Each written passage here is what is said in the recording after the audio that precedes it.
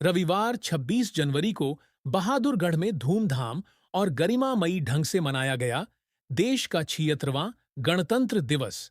बहादुरगढ़ शहर के बादली रोड पर स्थित बाबा साहेब डॉक्टर भीमराव अंबेडकर स्टेडियम में आयोजित हुआ उपमंडल स्तरीय गणतंत्र दिवस समारोह।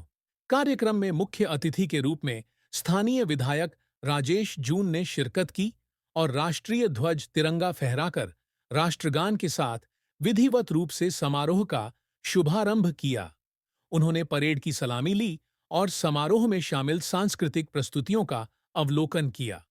कार्यक्रम की शुरुआत करते हुए विधायक राजेश जून ने एसडीएम नसीब सिंह के साथ शहर के रोहतक रोड पर स्थित शहीद स्मारक और ब्रिगेडियर होशियार सिंह की प्रतिमा पर पुष्पांजलि अर्पित कर देश के लिए बलिदान हुए वीर सैनिकों को नमन किया। आइए सुनते हैं बहादुरगढ़ में आयोजित उपमंडल स्तरीय गणतंत्र दिवस समारोह में अपने संबोधन में राजेश जून ने क्या कुछ कहा। वहीं अधिकार एक गरीब को भी है। संविधान से पहले राजा का बेटा राजा बनता था। आज आम आदमी को अपना अधिकार है कि वो किसको अपने यहाँ जनप्रतिनिधि बनाए और उस जनप्रतिनिधि के आधार पर मुख्यमंत्री प्रधानमंत्री एक राजा के रूप में बनाए जाते हैं। हमारे संविधान में समाज को कमज़ोर समाज के सभी समाज के कमज़ोर वर्गों, पिछड़े लोगों और अनुसूचित जाति के लोगों के उत्थान के लिए जो व्यवस्थाएं की हैं वह भी बाबा साहेब की देन है। उन्होंने भारत के संविधान का मसौदा तैयार करते समय ऐसे भारत की कल्पना की थी जहां सभी लोग खुश हों, सभी को इंसाफ मिले और सभी को बराबर का हक मिले। यह हमारे लिए सौभाग्य की बात है कि आज हम भारत के संविधान का 76वां गणतंत्र महोत्सव मना रहे हैं। पूरे देश में हमारा संविधान, हमारा अभियान कार्यक्रम चला जा रहा है। हाल ही में प्रदेश की राजधानी चंडीगढ़ सहित सभी जिले मुख्यालयों, शैक्षणिक संस्थाओं में सामूहिक संविधान प्रस्तावधान वाचन का आयोजन किया गया। यह युवा पीढ़ी को संविधान की मूल भावनाओं से अवगत करवाने की एक अनूठी पहल है जो प्रधानमंत्री श्री नरेंद्र मोदी जी के नेतृत्व में देश की आज़ादी के बाद पहली बार व्यापक सदर पर की गई है। आज का एक ऐतिहासिक दिन देशवासियों को मजबूत राष्ट्र के रूप में आगे बढ़ाने के लिए साहस और प्रेरणा देता है। इस दिन हम उन महापुरुषों को भी याद करते हैं जिन्होंने भारत को स्वतंत्रता दिलाने और भारतीय संविधान को लागू करने में महत्वपूर्ण भूमिका निभाई। देश को आज़ादी दिलाने के लिए राष्ट्रपति महात्मा गांधी, नेताजी सुभाष चंद्र बोस, लाला लाजपत राय, सरदार वल्लभ भाई पटेल, डॉक्टर राजेंद्र प्रसाद, पंडित दीनदयाल उपाध्याय जैसे महापुरुषों और स्वतंत्रता सेनानियों ने कड़ा संघर्ष किया। शहीद भगत सिंह, राजगुरु, सुखदेव, चंद्रशेखर आज़ाद और उधम सिंह जैसे क्रांतिकारियों के बलिदान के कारण ही आज हम खुली हवा में सांस ले रहे हैं। हमारे महान स्वतंत्रता सेनानी ने भारत में पूर्ण स्वराज के लिए लंबे समय तक संघर्ष किया। उन्होंने ऐसा इसलिए किया ताकि उनकी आने वाली पीढ़ियां किसी की गुलाम बनकर न रहें और स्वतंत्रता के रूप में अपने अधिकारियों का निर्वहन कर सके। आज़ादी की लड़ाई में हरियाणा प्रदेश का भी अहम योगदान रहा है।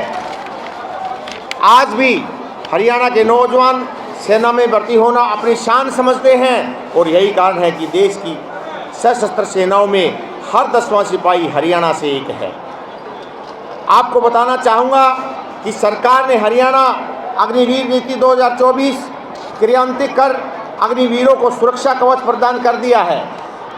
भाइयों बहनों, सुशासन से सेवा के संकल्प के साथ जन सेवा का दायित्व संभालने वाली वर्तमान सरकार ने प्रधानमंत्री श्री नरेंद्र मोदी जी के सबका साथ सबका विकास और हरियाणा एक हरियाणवी एक के मूल मंत्र पर चलते हुए समस्त हरियाणा और प्रत्येक हरियाणवी को तरक्की और उत्थान के निरंतर कार्य किया है। आज हरियाणा की जनता व सरकार के बीच सीधा संपर्क है। हमारे प्रशासन में मानव हस्तक्षेप को न्यूनतम करने के लिए आईटी का बड़े पैमाने पर सफल प्रयोग किया है। निवेशकों का ऑनलाइन सेवा प्रदान की जा रही है। उन्हें सभी स्वीकृतियां निर्धारित अवधि में देना सुनिश्चित किया गया है। आज हरियाणा प्रदेश देश विदेश के निवेशकों की पहली पसंद बन चुका है। हरियाणा राज्य के बस बेड़े के में अक्टूबर 2014 से अक्टूबर 2024 तक 753 पुरानी बसों को तब्दील करते हुए नई स्टैंडर्ड बसें शामिल की गई हैं। सरकार महिलाओं के सशक्तिकरण के लिए प्रतिबद्ध है ताकि वे हिंसा एवं भेदभाव मुक्त वातावरण में विकास प्रक्रिया में बराबरी का योगदान देते हुए शान से रह सके तथा बच्चों की अच्छी देखभाल के साथ एक सुरक्षित वातावरण दे सके। प्रदेश में लिंग अनुपात में सुधार तथा महिलाओं के सशक्तिकरण के लिए 22 जनवरी 2015 को पानीपत की ऐतिहासिक धरा पर प्रधानमंत्री नरेंद्र मोदी जी ने बेटी बचाओ बेटी पढ़ाओ कार्यक्रम की शुरुआत की थी। सरकार के प्रयासों में अब 10 वर्षों बाद प्रदेश का लिंग अनुपात 861 से बढ़कर 910 तक पहुंच गया है।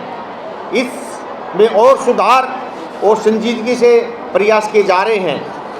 भाइयों बहनों, हम सबको प्रतिज्ञा होनी चाहिए, हम सब ने मिलकर ये प्रतिज्ञा करनी चाहिए कि हमें भी अपने कर्तव्यों का पालन करते हुए आने वाली पीढ़ियों के लिए बेहतर भविष्य बनाना होगा। हम मिलकर भारत को मजबूत राष्ट्र बनाएंगे। हम सब मिलकर सशक्त भारत विकसित भारत का निर्माण करेंगे। हम सभी नागरिकों को संविधान के प्रति सजग करेंगे और सबको समान रूप से जीने का अवसर प्रदान करेंगे। अतः मैं आप सभी को गणतंत्रता दिवस की पुनः बधाई एवं शुभकामनाएं देता हूं। आइए राष्ट्र स्वाभिमान